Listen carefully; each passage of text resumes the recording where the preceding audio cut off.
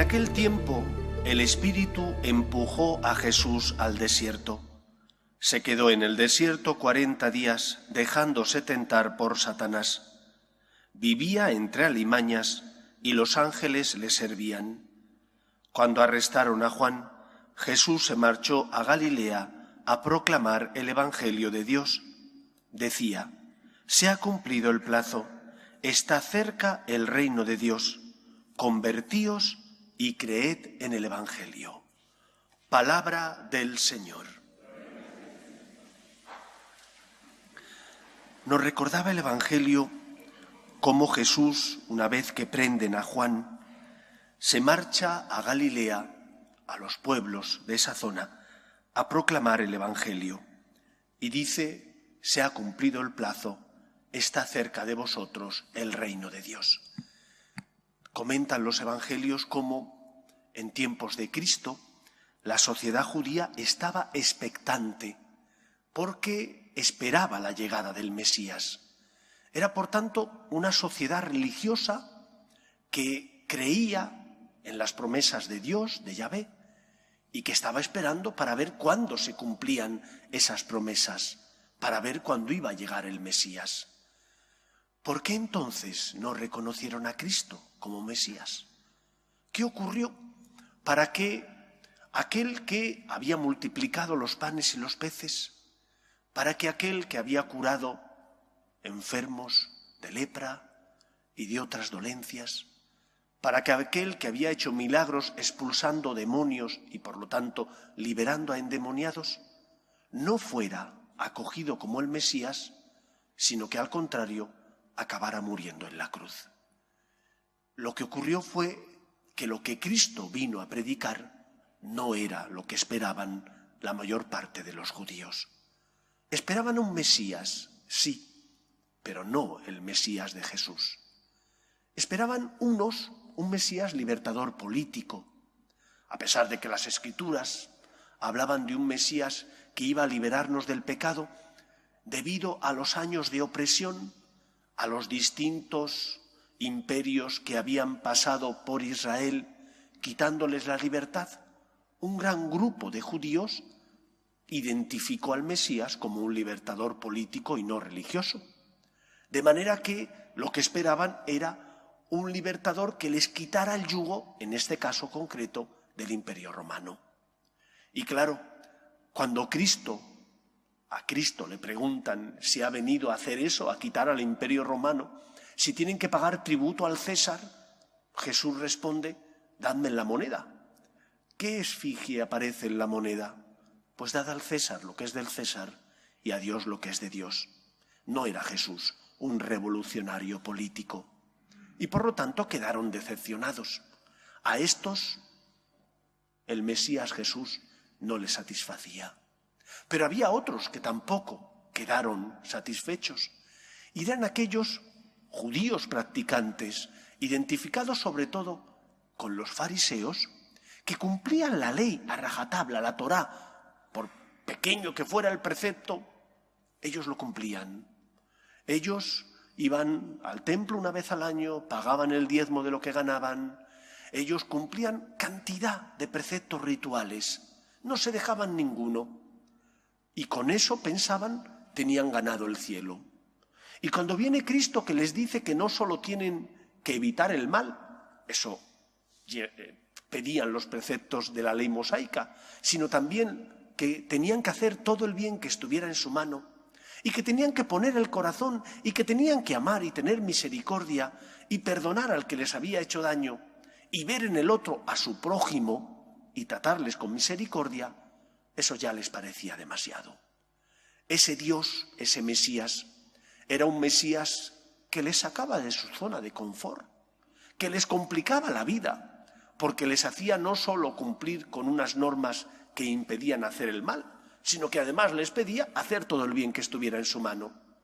Ellos querían un Dios cómodo. Sí, cumplían con muchas normas, pero era un Dios cómodo, porque no me complicaba la vida más allá del decálogo.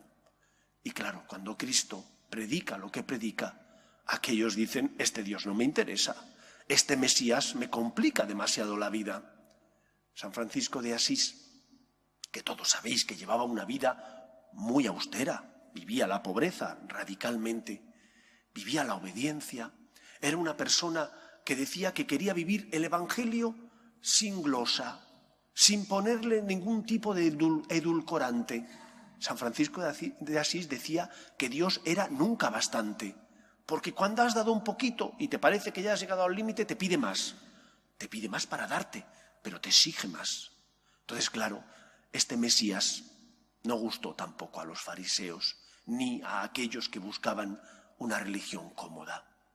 Trasladado eso a nuestra época, ¿quiénes podrían ser los que buscaban un Mesías político? Pues aquellos que se acercan a Dios solo por lo que obtienen de Dios. Le piden la salud, le piden un milagro, el trabajo, le piden la curación de una persona, y si Dios no se lo da, entran en crisis. Entran en crisis porque dicen, caray, con lo que yo vengo a misa, y el Señor ha permitido un cáncer en mi vida. O caray, con lo que yo rezo, y el Señor parece que no me escucha porque no me da lo que le pido. Tú no quieres a Dios.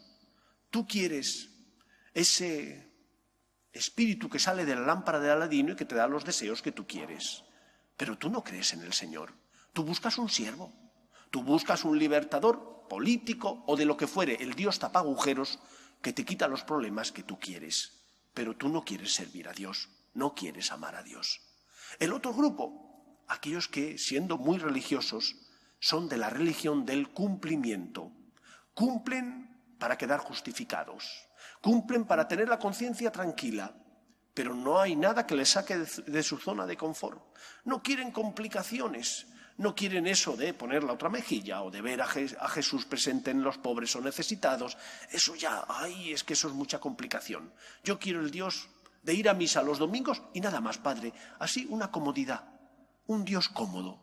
Pero es que Dios no es así. Tú puedes creer el Dios que tú quieras, pero es que Dios no es como tú quieras, sino como Él es. Por lo tanto, creo que tenemos que iniciar la Cuaresma, este tiempo de conversión, no queriendo hacer a Dios como nosotros queremos que sea, sino aceptando a Dios como es. Ha venido el reino de los cielos a nuestro corazón, se identifica con la persona y la figura de Jesús. ¿Estás dispuesto a abrir tu corazón a Cristo? ¿Estás dispuesto a recibir del Señor el amor que quiere darte, pero también a dejarte complicar la vida?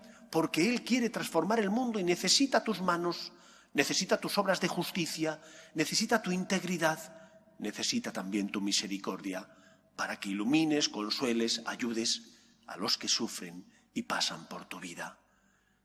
El Dios cómodo no es el Dios cristiano. Como decía San Francisco, Dios es nunca bastante, siempre pide más. Pero ojo, pide para dar.